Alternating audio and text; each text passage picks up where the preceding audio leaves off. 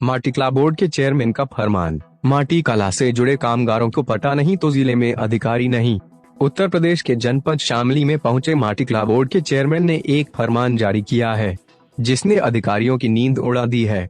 माटी कला बोर्ड के चेयरमैन आज माटी कला से जुड़े कामगारों को आवंटित पट्टों की समीक्षा बैठक लेने के लिए जनपद शामली पहुंचे थे, जहां पर उन्होंने एक फरमान जारी कर दिया, जिसमें उन्होंने कहा कि अगर माटी कला से जुड़े कामगारों को मिट्टी के लिए जमीनों का पट्टा नहीं तो जिले में अधिकारी भी नहीं।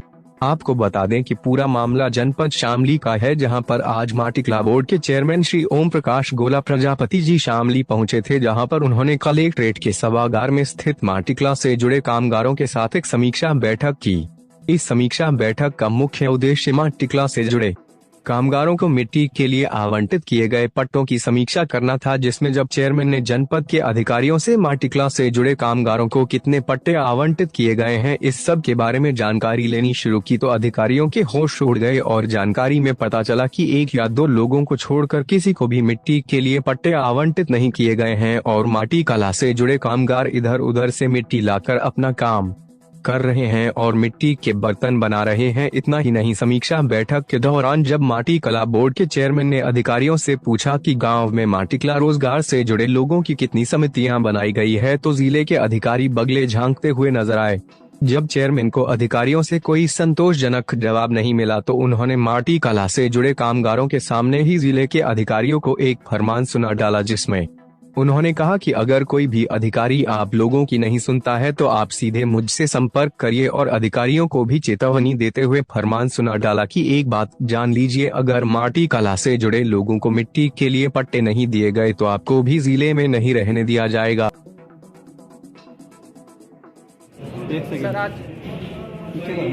सर आज आप शामली में आए हैं, किस तरह की आपने समीक्षा बैठक की है? देखिए,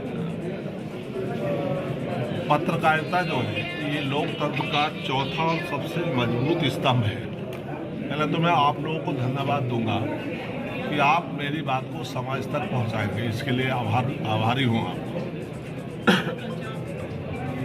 माटी कला बोर्ड परम आदरणीय मोदी जी, परम आदरणीय योगी जी के नेतृत्व में 2018 में बना है।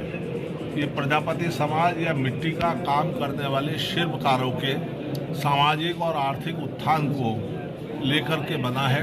फिर जो कौशल विकास है वो भी इसमें पूरी तरह से हायल है।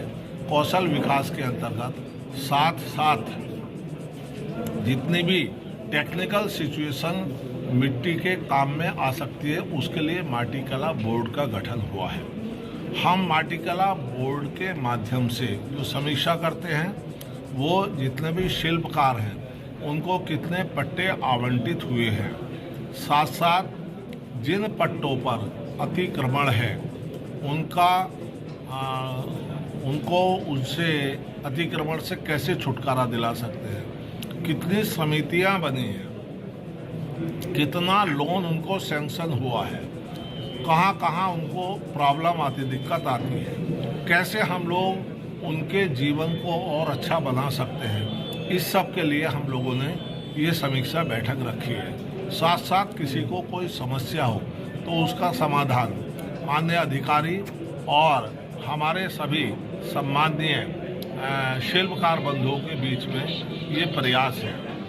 मंत्री जी, सबसे बड़ी बात ये है कि दोनों साथ साथ बैठेंगे तो आपस का तालमेल बढ़ जाएगा और किसी भी शिल्पकार को अधिकारियों से कोई समस्या नहीं होगी, अधिकारियों को शिल्पकारों से कोई समस्या नहीं होगी और चरैवेति के सिद्धांत पर ये माटी कला बोर्ड का कार्यक्रम निरंतर गतिशील होता रहेगा। किस तरह की समस्या आज कामगारों द्वारा बताई गई समीक्षा के दौरान? क्या क्या जो समस्याएं हैं कामगारों में हैं? एक तो पट्टे की सबसे बड़ी समस्या है, क्योंकि सब जगह मिट्टी उपलब्ध नहीं है।